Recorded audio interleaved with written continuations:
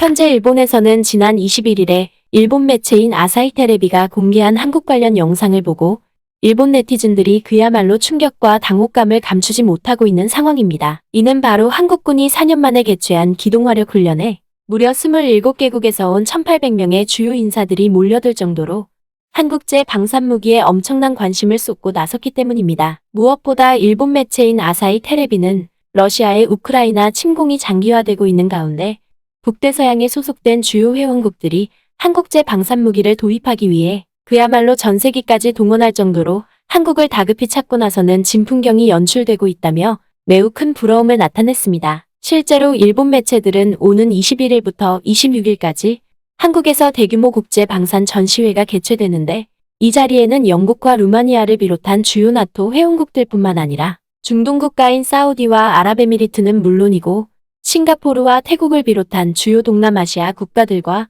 브라질과 에콰도르 등 남미 국가들까지 대거 찾고 나섰을 뿐만 아니라 심지어 슬로바키아 국방부는 전세기까지 동원할 만큼 한국제 방산무기에 각별한 관심을 보이고 나섰다고 보도했습니다. 그러면서 일본의 주요 매체들은 불과 수십 년 전까지만 하더라도 주한미군과 외국제 방산무기에 의존할 정도로 허약한 국방력을 드러냈던 한국이 오늘날에 이르러서는 기존의 강대국들마저 압도할 만큼 세계 최고의 방산 강국으로 우뚝 솟았다며 매우 큰 부러움을 나타냈습니다. 이렇듯 일본 사회의 이 같은 부러움 섞인 반응은 경제와 문화 분야에 이르기까지 도저히 불가능할 것만 같았던 기적을 이뤄내왔던 한국 국민들이 이제는 방위산업 분야에서도 엄청난 급성장을 이뤄내고 있음을 여실히 증명해주고 있는 것입니다. 그리고 또 다른 한편에서는 한국 국민들의 이 같은 위력적인 집념이 미국과 프랑스마저 포기한 중동에서도 사상 최대의 성과를 달성하고 있다며 프랑스 매체가 이를 특집 보도로 다루고 나서면서 프랑스 사회에 큰 반향을 불러일으키고 있는 상황입니다. 이는 그동안 서구 문화를 비롯한 외부 세계의 문화를 철저하게 배격해왔던 중동 국가들이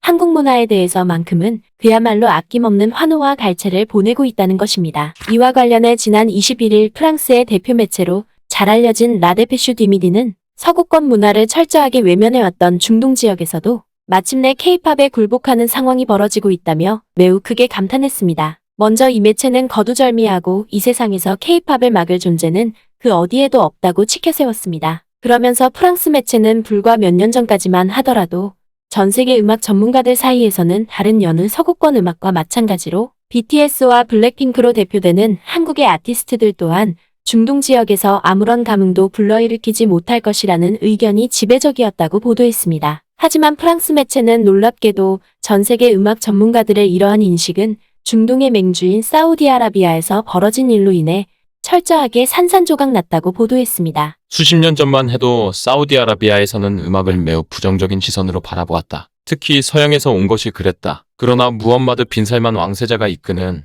초보수적인 왕국에서 사고방식이 바뀌고 있다. 이는 올해 86세의 살만 빈 압두라지즈 국왕을 대신해 사우디아라비아를 실권 통치하고 있는 빈 살만 왕세자가 석유에 의존해왔던 자국의 경제를 다양화하는 정책을 펼치고 있는 가운데 이 중에서 문화개방 정책도 적극적으로 추진함에 따라 K-팝이 이를 재빨리 파고들고 있다는 것입니다. 그러면서 프랑스 매체는 사우디 정부가 이 같은 정책을 염두에 두고 대규모 K-팝 콘서트를 주도적으로 개최하고 있다며 매우 큰 부러움을 나타냈습니다. 실제로 이 매체는 사우디 정부 주도로 오는 9월 30일부터 10월 1일까지 사우디의 수도인 리야드에서 대규모 한류 콘서트가 개최되는 것만 놓고 보더라도 이 같은 분위기를 여실히 대변해준다고 보도했습니다. 무엇보다 프랑스 매체는 사우디 정부의 이 같은 문화개방 정책은 결과적으로 사우디가 한류 열풍의 또 다른 근거지가 되고 있다고 보도했습니다. 그도 그럴 것이 이 매체는 앞서 2019년에 한국의 세계적인 아티스트인 BTS와 슈퍼주니어가 리야드에 위치한 킹파드 국제 스타디움에서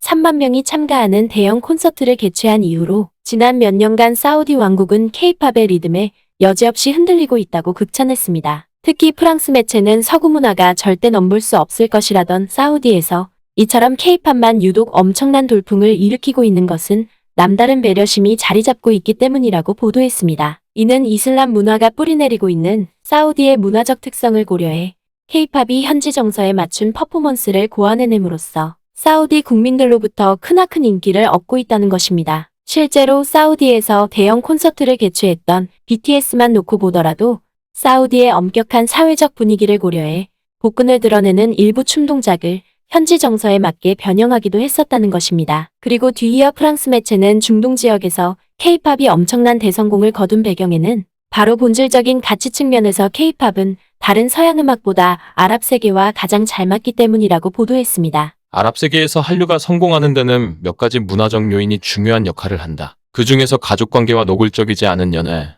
그리고 우정과 이타주의는 한국 사람과 아랍 사람이 공유하는 사회적 습관과 관습이다. K-팝은 외설적인 가사로 도배된 서양 팝보다 전통적인 아랍 사회와 잘 맞다. 특히 이 매체는 요르단 출신의 영국 소설가인 만 아부 탈레브 또한 최근에 가진 인터뷰를 통해 이러한 의견에 전적으로 동감했다고 보도했습니다. 우리 모두는 아랍 사람이라는 것을 잊고 싶지 않으며 아마도 일반적인 믿음과 달리 아랍의 젊은이들은 그들의 스크린에서 선정적인 콘텐츠가 지속적으로 재생되는 것을 절대 원하지 않을 것이다. 이는 달리 말해서 자유라는 명분 아래 자국 우선주의를 일방적으로 강요하는 여타의 음악 장르와 달리 한국 음악만큼은 전 세계인들과 호흡하기 위해 심금을 울리는 정서를 잘 표현함으로써 기엽고 서구 음악에게 마치 철옹성과 같던 중동의 많은 왕국들이 K-팝을 향해서는 마음의 문을 활짝 열고 있다는 것입니다. 그러면서 프랑스 매체는 매끄러운 이미지와 흠잡을 데 없는 완벽주의로 무장한 K-팝이 중동 지역을 완전히 장악하고 있다고 보도했습니다. 실제로 이 매체는 2020년 1월부터